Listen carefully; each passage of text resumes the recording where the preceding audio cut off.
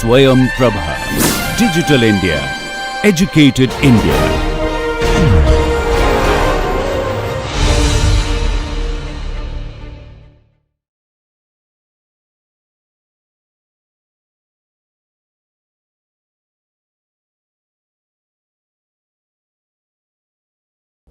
So, there are two scientists long back, more than 100 years back. They have devised a very interesting experiment. Okay, it's called as Michelson-Morley experiment. What they showed, I will not describe the details of the experiment, but what they showed is something which is quite remarkable, and then it changed the way, it changed the physical laws completely, the form of physics. What they showed is that the velocity of light is independent of the source, the velocity of source or whatever. It is independent of which inertial frame that you are in. This is very counterintuitive, because suppose you are traveling on train. Okay, let's say the train makes a uniform motion. Okay, and then in the train you are on the ground, and then your friend is on the train. So this is a train which moves along this direction. You are sitting in ground, and then in train you just throw a ball here. Okay, so suppose the train moves with a velocity u along this direction. You throw a ball with velocity, let's say v. Then if you are on the ground, then the velocities will just add. Okay, for you, if you consider v prime to be the velocity of the ball, okay, then you will see v prime is just u plus v, because u is the speed in which the train moves, and v is the speed of the ball inside the train. Therefore, the speed of ball for you will just be the sum of these two. Okay, so therefore that's the same way you might naively conclude that if you emit a light signal here, suppose the speed of light is c, then the speed of light as observed by you should actually be u plus c. That is what is the naive expectation. But Michelson and Morley has experimentally proved it to be otherwise, and there are many more experiments which has been done later on, and it has the same conclusion. So the conclusion is that if you go from one inertial frame to another inertial frame, then the speed of light does not change.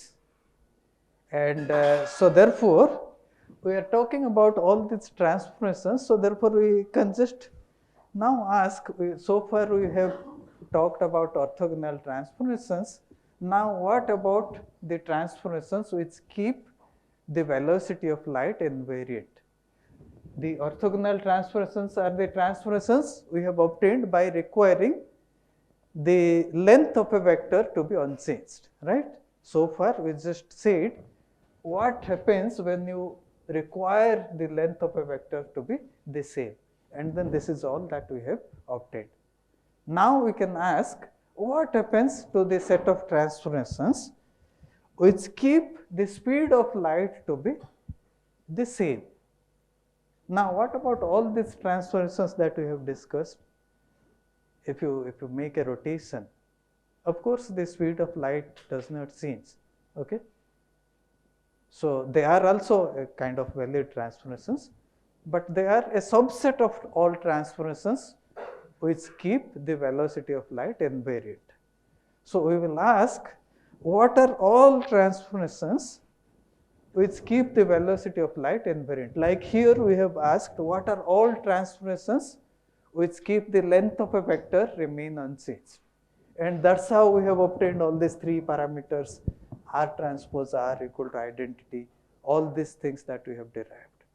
Now we will do this thing. So if the speed of light remains unchanged, c square t square minus x square minus y square minus z square.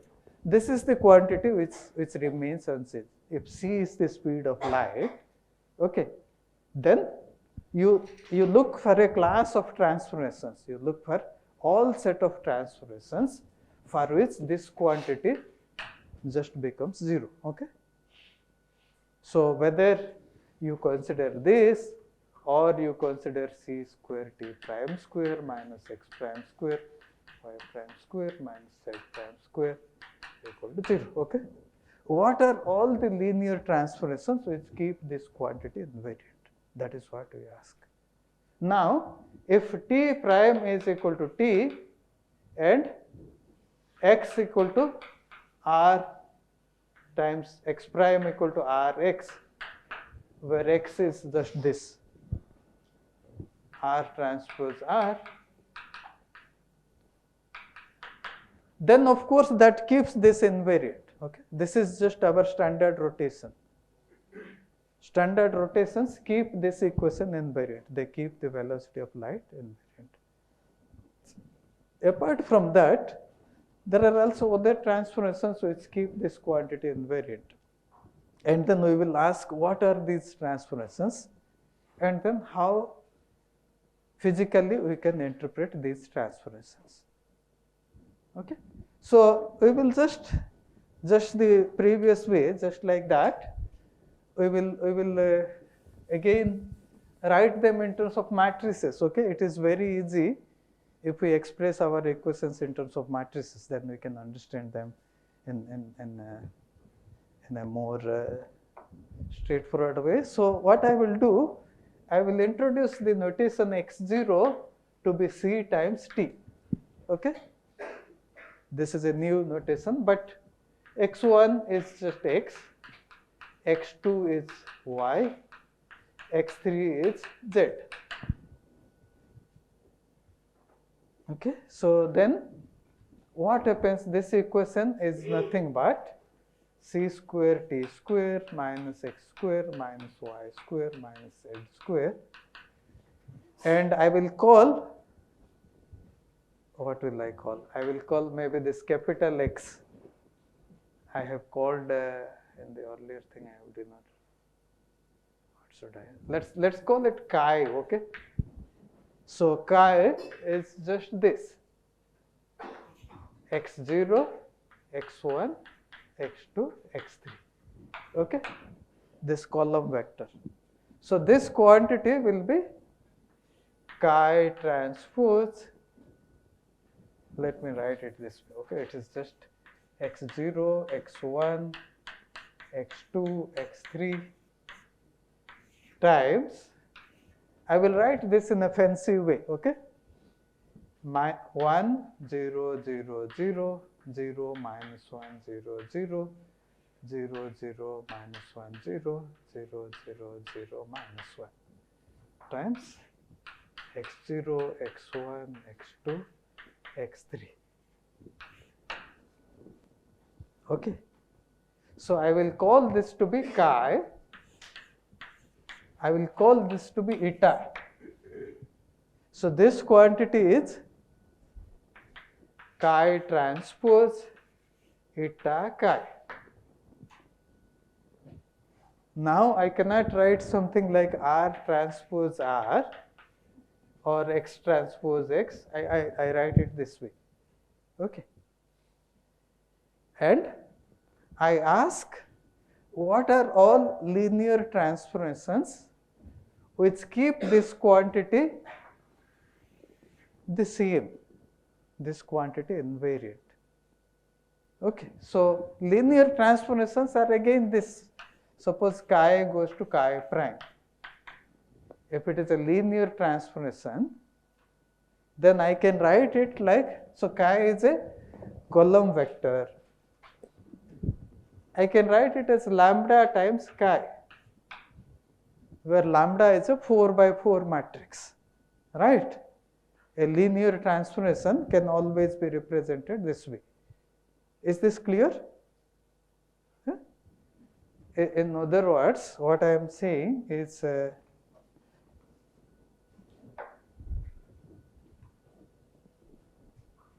x0 prime is some lambda 1 1 x0 or lambda 0 0 x0 plus lambda 0 1 x1 plus lambda 0 2 x2 plus lambda 0 3 x3.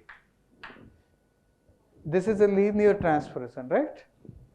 x1 prime is lambda 1 0 x0 plus lambda 1 1 x1 plus lambda 1 2 x2.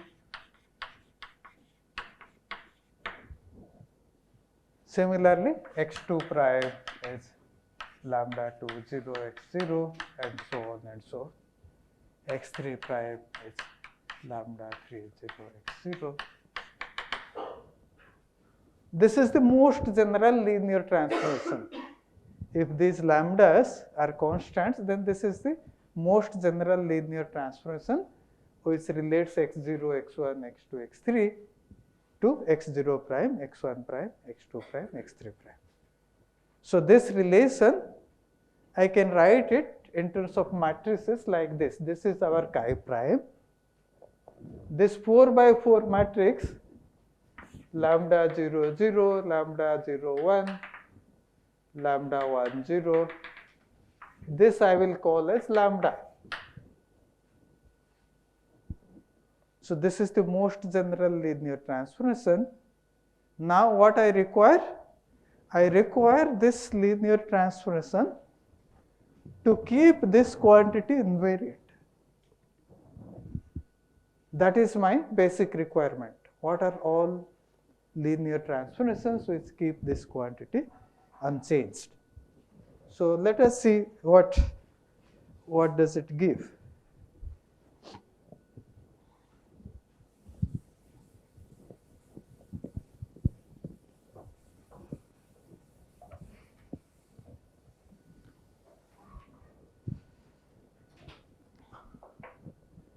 So chi prime transpose eta chi prime. This quantity should be same as chi transpose eta chi. And what is chi prime? It is lambda chi transpose eta lambda chi, and this is nothing but chi transpose lambda transpose eta lambda chi, and this quantity should be same as this. If you do not want to impose any restriction on x0, x1, x2, x3, then the only way this will be equal to this is if lambda transpose eta lambda is same as eta. So you consider 4 by 4 matrices which satisfy this relation. Okay? So that will give us linear transformations which keep this quantity invariant. Okay? So they are the transformations which keep the velocity of light invariant. Now, what are these transformations and how many such transformations are there? How many independent parameters are there? Again, we can discuss about discrete transformations. Let us not worry too much about the discrete transformations right away. Let us look at the continuous transformations which are described by a set of parameters. And then let us ask how many parameters are there which describe such transformations. So how many parameters will be there? Who can tell? In general, 16. If there is 16 is the most general linear transformation. But you see, the transformation has to satisfy this relation. Very good. So this is 4 because it is symmetric. You see. So symmetric basically means it gives you 10 equations. Okay, it is a symmetric 4 by 4 matrix. So 6, not 4. Okay, so lambda has 16 4 by 4. So there are 16 parameters. This is a symmetric matrix. Okay, so it gives you 10 equations. So there are 16 parameters, but there are 10 constraints. Therefore, there are 6 free parameters which are there. So this is a 6 parameter family of transformations. So we have a 6 parameter family of transformations which keep the velocity of light invariant. Now we have already seen if you make a rotation, the velocity of light remains unchanged. So the rotations take away 3 parameters. Okay, so I already know if I make a 3 parameter family of transformations which are rotations, that will keep the velocity of light unchanged. So there are 3 additional parameters other than rotations which keep the velocity of light unchanged, and these are basically called as boosts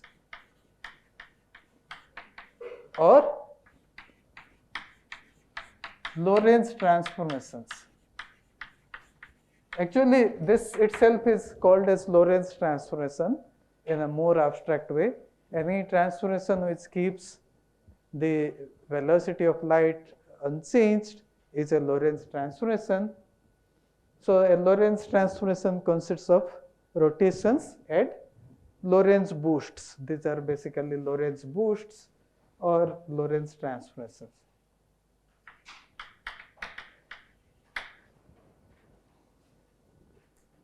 So let us try to see a particular transformation, a particular one parameter family of transformation which is not a rotation and which keeps this quantity unchanged. Okay? Like in the case of rotations, we considered a simple example. We considered a rotation about z-axis. So what did a rotation about z-axis did? It mixed only x and y coordinates among themselves. So exactly the same way, we will consider a transformation which leaves these two unchanged, which mixes these two. Okay? If it mixes these two, it's a rotation. If it mixes these two, it's again a rotation. If it mixes these two, it's again a rotation. Okay? So we will not worry about the ones which mix x0, x1, x2, x3 among themselves. They are basically rotations. So we will consider a transformation which involves x0 and any one of them. Okay? So there will be 3 such independent transformations. One is if you have a transformation which mix x0 and x1. You have a transformation which mixes x0 and x2. You have a transformation which makes x0 and x3. Any other transformation will actually be a combination of these transformations. So we don't have to worry about them. They are not independent. These are all independent transformations. So the 3 parameters are basically explained here. Okay? So the 3 parameters involve one which mixes x0, x1, another which mixes x0, x2, and the third one which mixes x0, x3. Okay? The first one is called as a boost along x1 direction. The second transformation is a boost along x2 direction, and the third transformation is a boost along x3 transformation. And you will see little later why I call this to be a boost along these directions. But let us just keep the name as such, and then let us see what can we say about the transformations. Okay? What is the general form of these transformations? Okay. So I will not worry about this. I will worry about the transformations which only mixes x0 and x1. Okay. So therefore,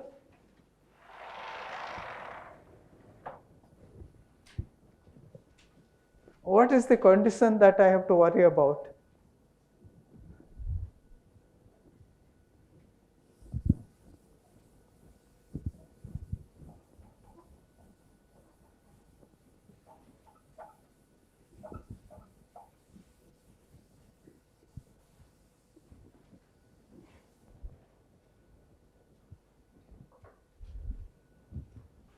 It's just this x0, x1, 1, 0, 0, minus 1, x0, x1.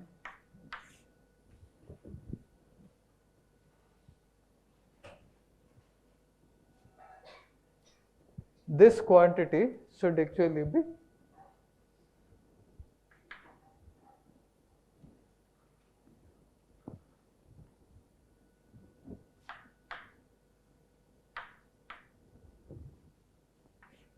x0, x1,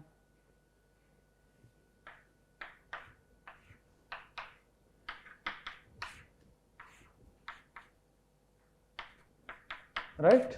I should just worry about this. Or equivalently, if I express it in terms of lambdas, then I don't have to worry about the all other components. I only have to, so it's a 4 by 4 matrix, but I have to worry about only lambda 0, 0, lambda 0, 1, 1, 0, lambda 1, 1. I only have to worry about this. Okay? All these things I can set this to be 0, this to be 1, 0, 0, 1. So what are these lambdas which keep this unchanged? Okay. Now, if it was a rotation, okay, suppose it was a rotation, then you immediately you can see what is, how are x0 prime, x1 prime related with x0, x1, right? Suppose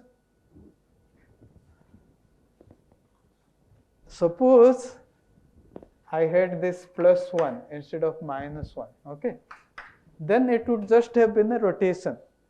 And we have already discussed for a rotation, this is nothing but cos alpha minus sin alpha, cos alpha, x0, x1, right? This is how it is. But unfortunately for us, it is not a plus 1, there is a minus sign here, okay? So we have to worry about this. Now, without deriving it, I will just tell you the answer. What is the most general solution to this? Again, it will describe a one parameter family of transformations, and these are basically the hyperbolic functions. So this is just cos hyperbolic alpha, sin hyperbolic alpha, sin hyperbolic alpha, cos hyperbolic alpha. Hyperbolic functions, many of you may not be aware of these, okay? So these are basically exponentials, all of you know, right? Okay? So cos hyperbolic alpha is just half exponential alpha plus exponential minus alpha. And sin hyperbolic alpha is half exponential alpha minus exponential minus alpha. Okay.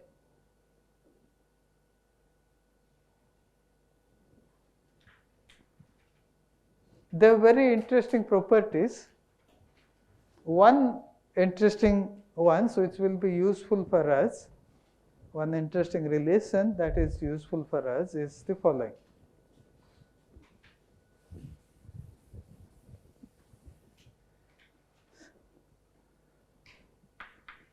Cos hyperbolic square alpha minus sin hyperbolic square alpha is equal to 1. Okay.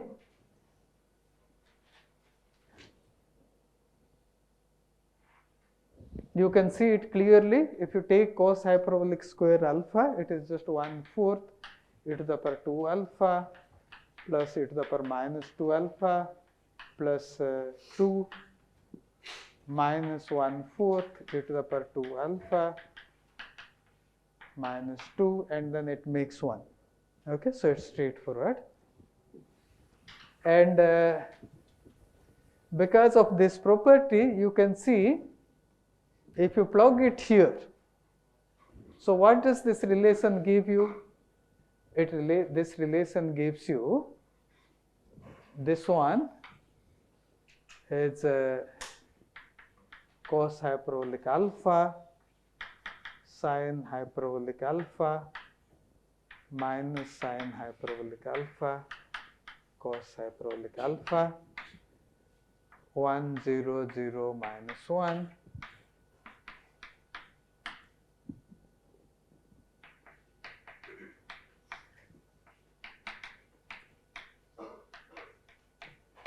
right, and this is nothing but it is just if you multiply this, you see you will get a cos hyperbolic square alpha minus sin hyperbolic square alpha 0 0 sin hyperbolic square alpha minus cos hyperbolic square alpha. Okay, so this is nothing but 1 0 0 minus 1. So the moral is that if you make a transformation like this, it indeed preserves this. Okay, so it looks very much like rotation, except that instead of cos and sin functions, they are replaced by cos hyperbolic and sin hyperbolic functions. Okay, and sometimes that's why they are called as imaginary rotations, because you see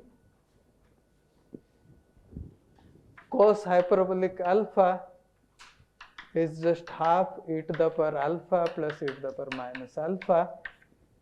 Instead of alpha, if you put I alpha e to the power minus I alpha, you get this cos thing. Okay, cos theta is half e to the power I theta plus e to the power minus I theta. Similarly, sin theta is just 1 over 2I that thing. And okay, so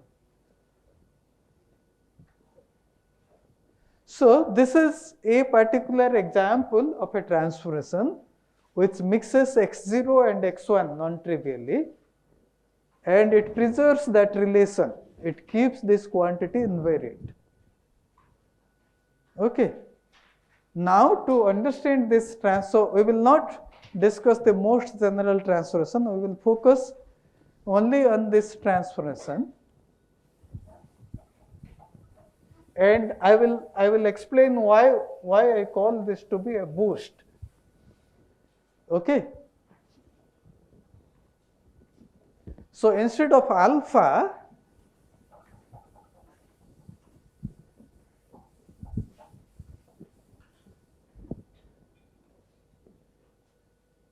so x0 prime x1 prime is cos hyperbolic alpha minus sin hyperbolic alpha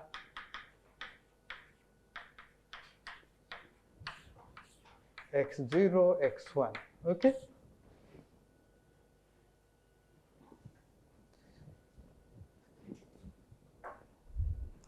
tan hyperbolic alpha is nothing but sin hyperbolic alpha over cos hyperbolic alpha. I will introduce a quantity which I will call as beta. Okay, and I will say that tan hyperbolic alpha is beta. Okay, if this is beta, then cos hyperbolic alpha is just 1 over 1 minus beta square. Sin hyperbolic alpha is beta over 1 minus beta square. Okay. You can see that they indeed satisfy this property, cos hyperbolic square alpha minus sin hyperbolic square alpha is equal to 1, and all other property. Okay. So this divided by this is beta, and so on and so forth. Okay. So I am instead of alpha is just a parameter. Okay. And instead of alpha, I am introducing a parameter beta. Okay. What is the range of alpha? It is from minus infinity to plus infinity. Okay. And this parameter beta will range from 0 to 1. Okay. Because alpha is real, it is just 0 to 1, and for positive alpha, this is what is my parameter. For negative alpha, I just take a minus sign here. Okay. So let us not worry about alpha negative. Let us say alpha runs from 0 to infinity. Okay. When alpha equal to 0, cos hyperbolic alpha is just 1. That will correspond to beta equal to 0. And as alpha goes to infinity, beta just goes to 1. Sir, won't cos hyperbolic of minus alpha be equal to cos hyperbolic of alpha? So you don't need to put minus sign. Yeah, so actually it's you're right. Only for sine hyperbolic Only alpha. for sine, yeah, absolutely. So actually, therefore this range of beta, yeah, thank you. So beta's range is actually minus 1 to 1. So when alpha goes from 0 to infinity, beta goes from 0 to 1. When alpha goes to 0 to minus infinity, beta will go from 0 to minus 1. And you can see for the sine hyperbolic alpha, actually this is what it is. When alpha equal to 0, beta equal to 0. When alpha equal to infinity, beta is 1. When alpha is minus infinity, beta is minus 1. So from this equation, you can more clearly see this is the range of beta, and alpha can take from minus infinity to infinity, whereas beta takes values from minus 1 to 1. Any other question? Now, if I do this, and so this is the equation, x0 prime is equal to cos hyperbolic alpha x0 minus sin hyperbolic alpha x1. Okay. So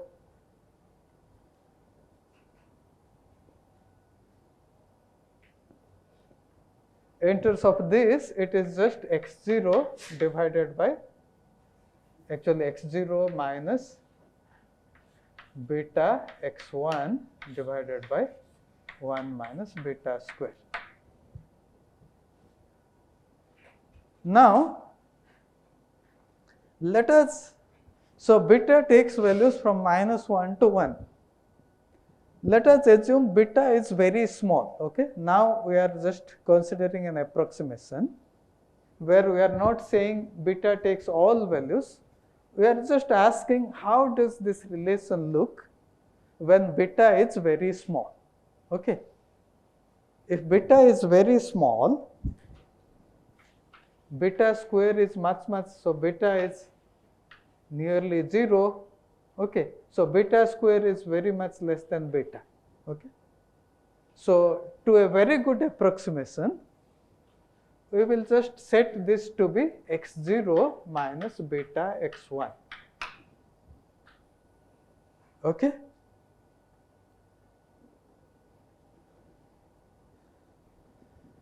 So we will ignore this beta square term here in the denominator, and this is what. And now, so this is x0 prime, this is x0, but remember x0 is c times t. Okay. So what is ct prime is nearly equal to c times t minus beta x. How is t prime related to t? T prime is related to t by t prime is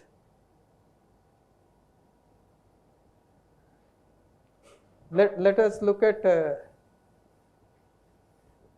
this relation x1 prime. Okay, so this is how x0 prime is there, and if I look at x1 prime,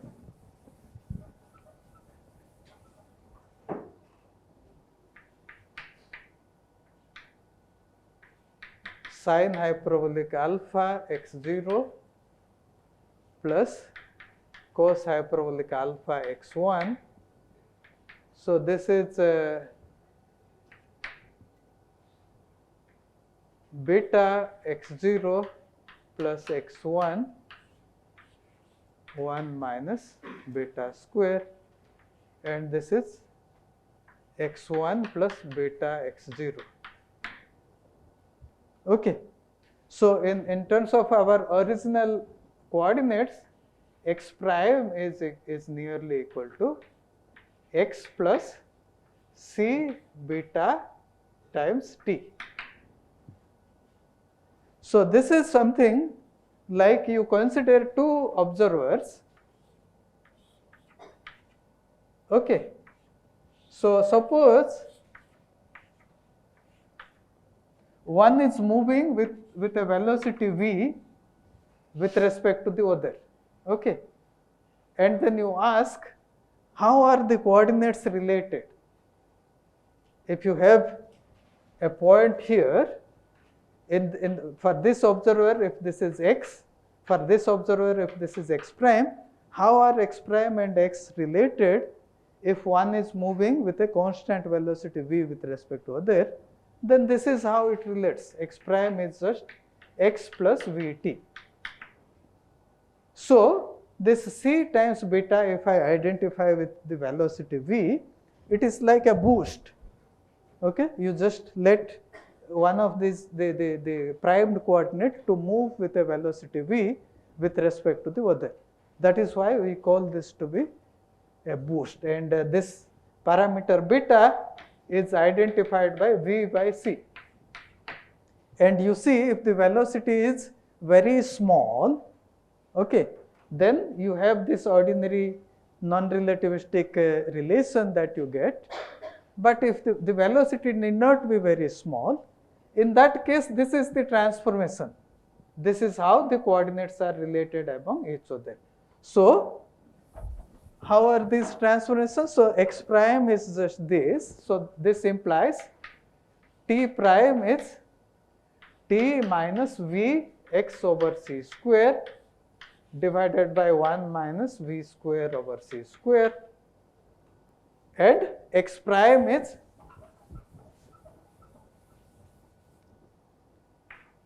x minus vt divided by square root of 1 minus v square over c square. So this is how the transformation relates x and t. Y prime is same as y, z prime is same as z. These are the conventional Lorentz transformations. Okay, and these transformations relate one inertial observer to the other inertial observer, which when the observers move with a velocity v with respect to each other. If two observers move with a velocity v with respect to each other, then this is how the coordinates are related. And then in general, as we have said, this is just a particular transformation. In general, the observers can move in any direction, and then they can also rotate. So this is the general transformation, where this lambda is related by this relation lambda transpose eta lambda is equal to eta. So we have a more general transformation now, and exactly like the previous lecture, we can introduce vectors, and then we can call quantities which transform exactly the way the coordinate transform are Lorentz vectors, okay, are vectors under the Lorentz transformation. And then there are more general quantities which can transform like a tensor.